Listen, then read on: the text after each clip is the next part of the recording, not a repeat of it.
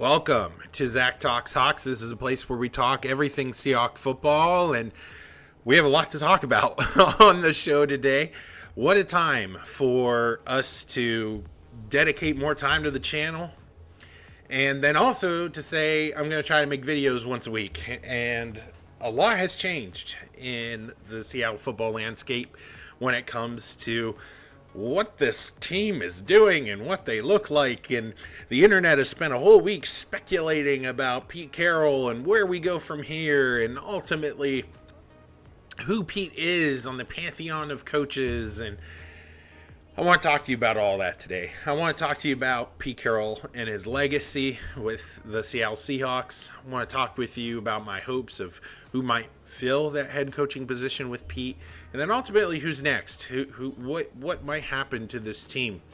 The writing was on the wall that this had to happen now. We talked about last episode how this team was flirting with football mediocrity, and it showed. It was another sort of disappointing, teetering around 500 season for Seattle. And the reports out of Pete's camp has said non-football people have made this decision. So I think this comes right from ownership. I also think John Schneider might have been involved, as Pete has said numerous times. He's John's biggest fan.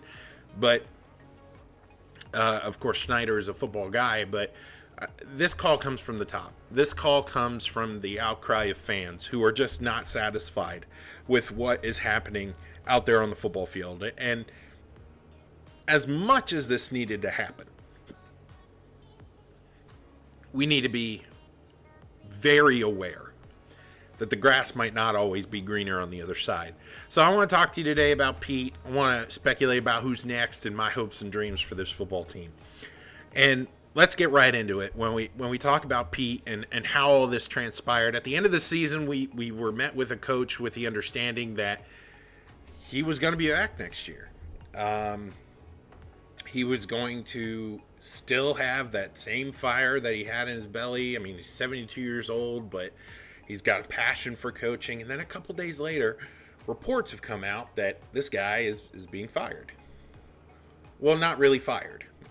They're giving him an advisory role with the Seahawks. Now, whether he stays there or not, that's yet to be seen. But I want to talk to you about this weird position that the Seahawks find themselves in now, because it's now a theme in Seattle sports. It speaks to the culture of Seattle sports. It speaks to the ownership of who is over these teams. And now that it's happened twice, it's a pattern. And I want to talk to you about that pattern because I don't think a lot of people are bringing this up. As much as I want to dog on the Seattle Mariners, because, man, do I root for them, and I cannot stand what the ownership group is doing over there. Over the years, the Seattle Mariners ownership, the Seattle Mariners staff, has done this kind of stuff before, and it's shown now up once again on the football field. I want to bring up a name to you that perhaps we haven't spoken about in a while. I want you to think back to a time in which Seattle sports was not defined by their football success. It was defined by what happened on the diamond and how electric this one face was for a franchise. And I'm talking about Ichiro. Ichiro was everything to Seattle sports. When baseball season rolled around, we sort of had hope, not necessarily for team success, but that we would be able to see things that we have never seen before because we had Ichiro. And he breathed a sense of life into a franchise that was very stagnant. And he was our rock for a long time, much like Pete. I mean, Pete was around for 14 years with this franchise. But it became very apparent that Ichiro was starting to get older, and as fans, as much as we didn't want to see him go, we wanted Ichiro to win a championship.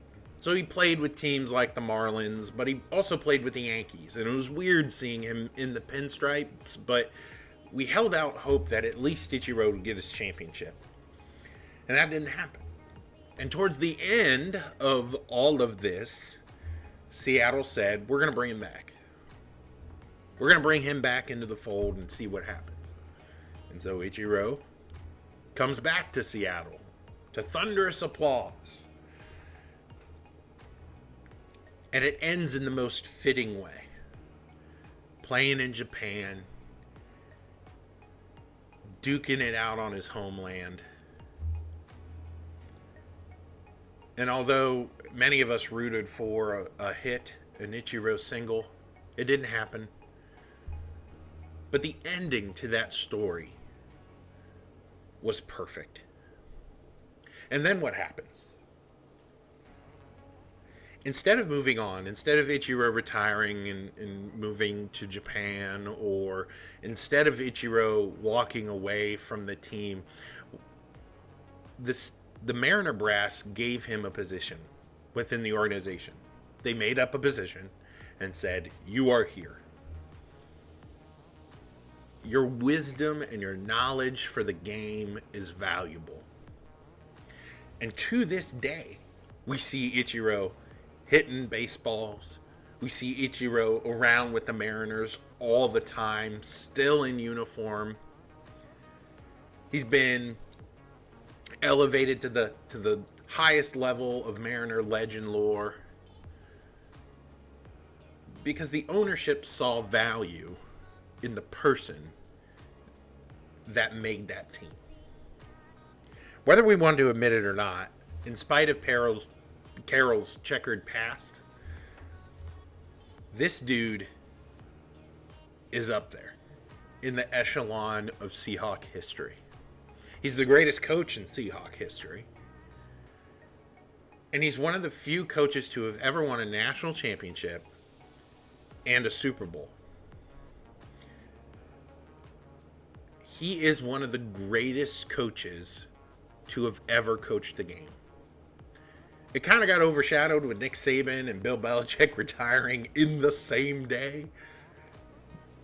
And I think that's going to get lost in the shuffle a bit.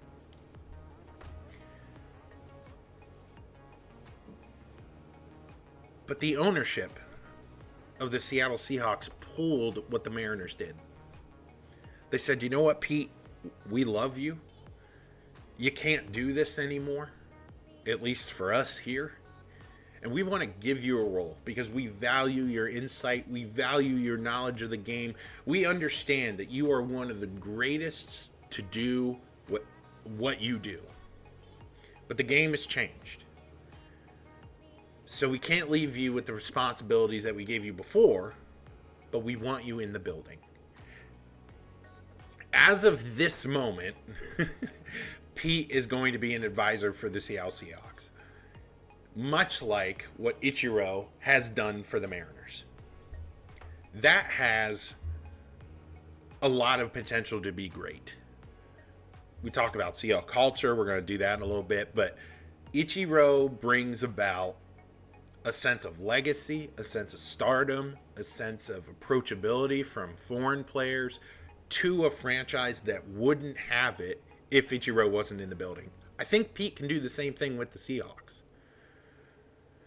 I think Pete can bring a lot of young talent to the Seahawks.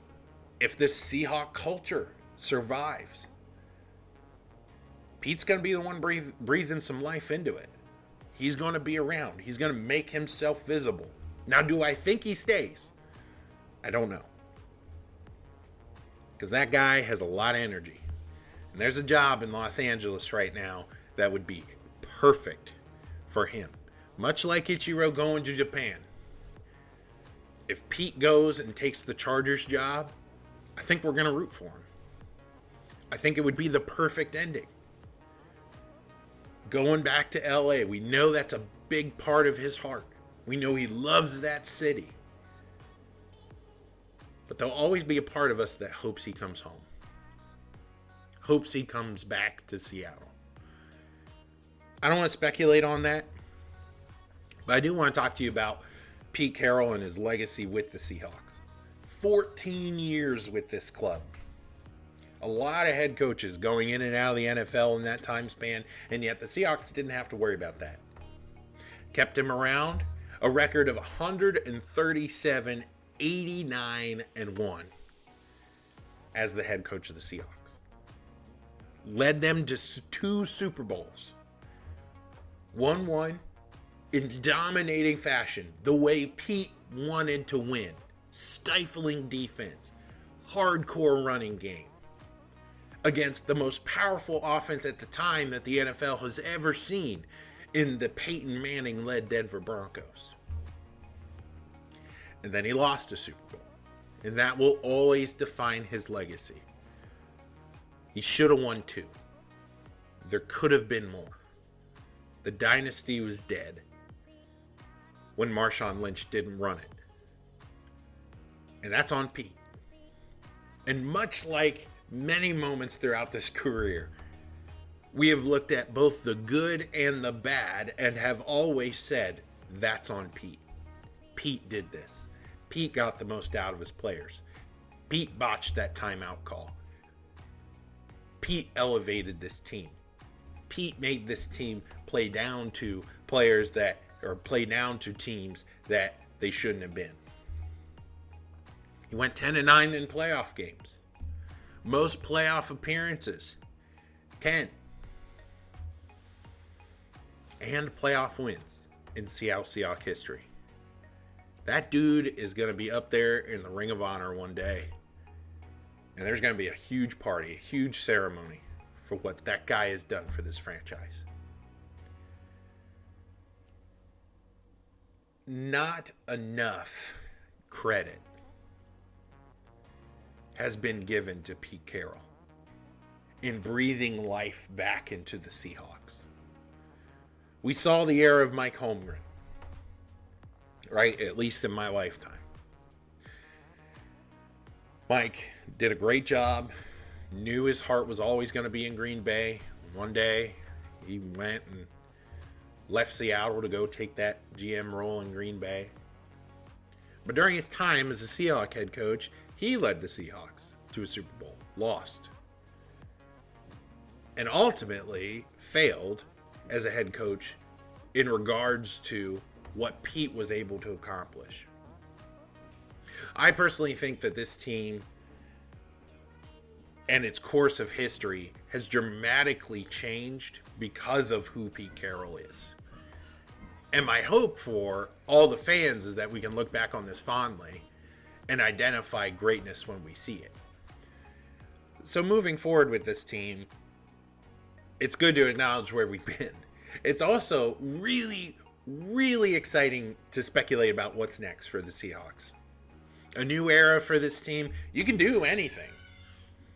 And my hope is for this franchise is that we do one of 2 things. One, we can either go all in on what made us great. A dominating run team with a defensive-minded head coach. That would be Dan Campbell. Dan Campbell. That would be Dan Quinn. Goodness gracious. Dan Campbell's not going anywhere in Detroit. Dan Quinn just had a really, really bad game as the Cowboys defensive coordinator. But 48 hours ago, he was regarded as one of the hotter names in the NFL for a head coaching job. I don't know if he squandered that game so that Seattle might give him a hometown discount, but I'm really appreciative if that's the case. We could go all in when talking about who's next and say, you know what?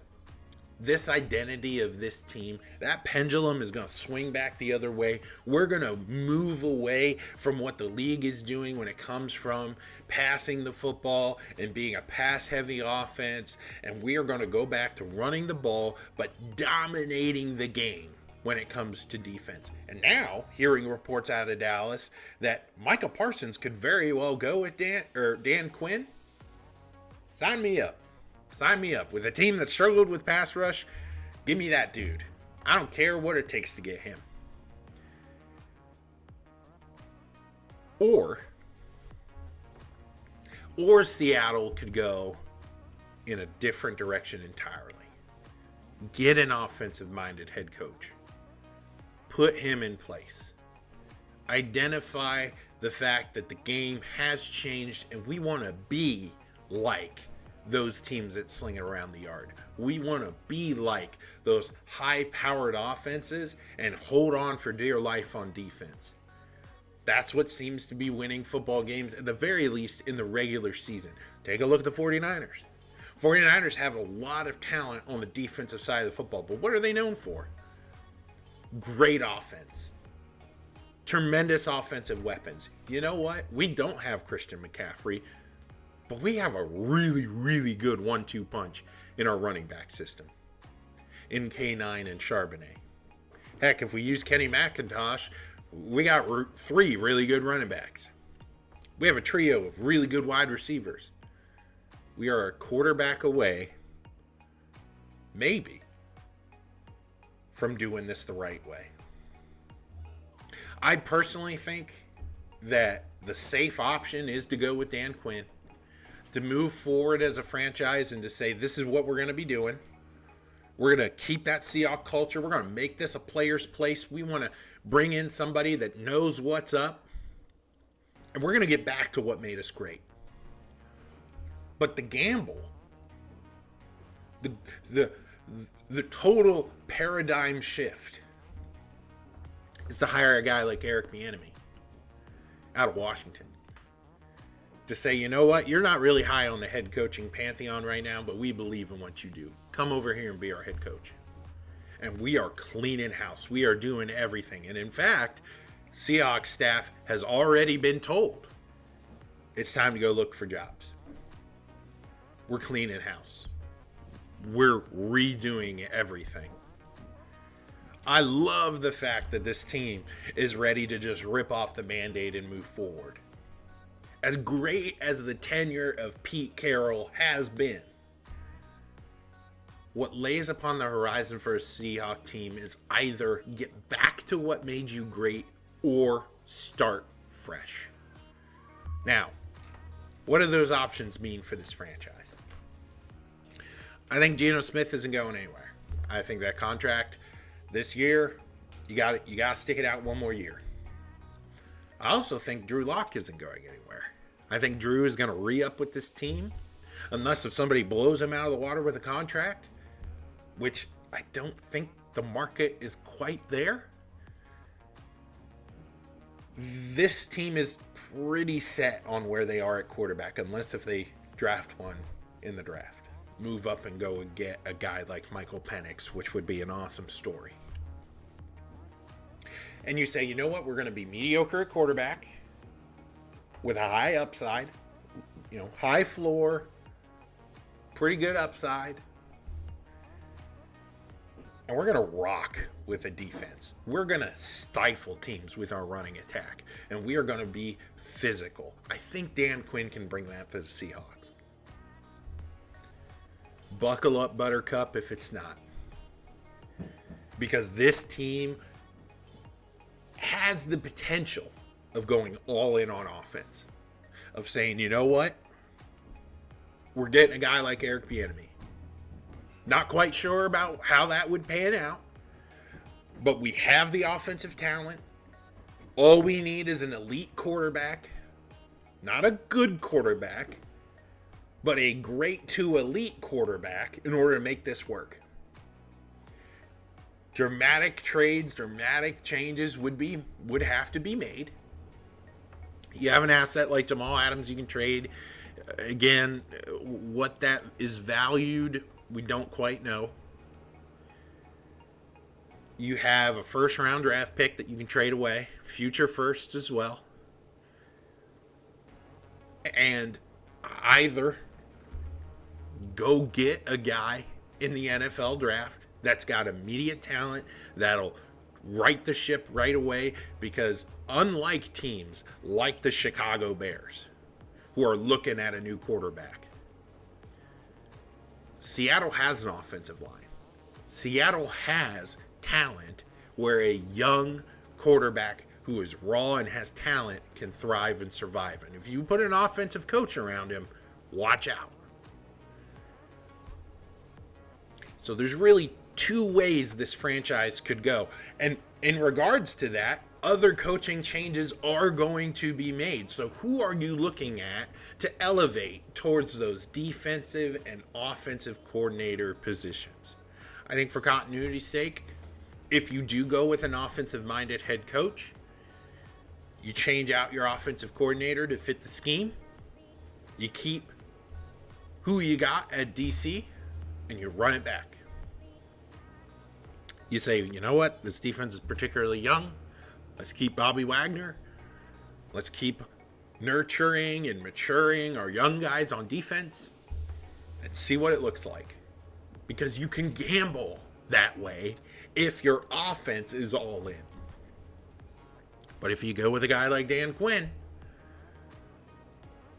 you can probably keep your offensive coordinator and change out your DC to fit the scheme that made Seattle great. No more of this hybrid defensive unit.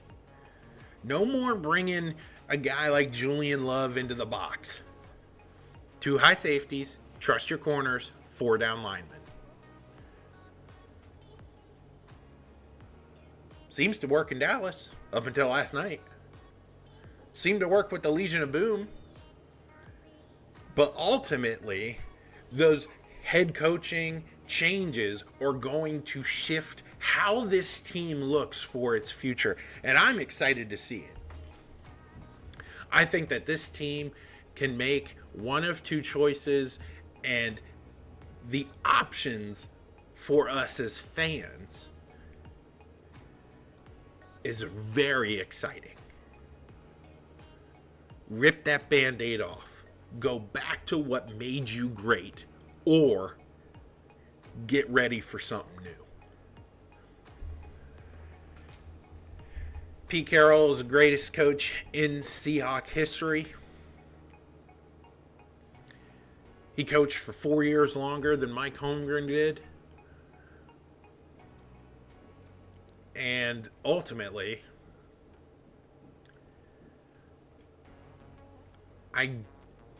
if I were to place money on it, I think he's going to go coach somewhere else. I really do. I think if that LA job gives him an offer, he takes it. But our hopes as fans should be one day he comes home. Just like Ichiro did. Just like Ken Griffey Jr. did.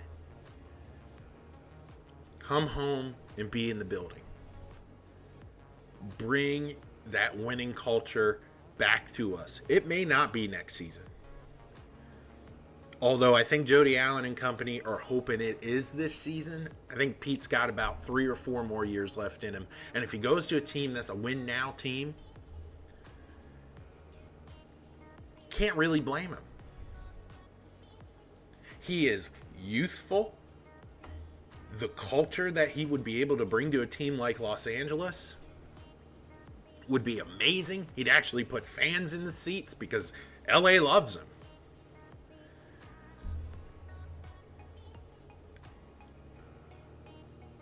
As sad as I am to see him go, I'm equally excited to see not only what Seattle does next, but what Pete does next. Because it opens up the doors for both squads to define their legacy moving forward. If Pete goes somewhere else and does what Ichiro couldn't, win a championship somewhere else, you're talking... you're already talking like one of the greatest coaches of all time. Put him up there even further.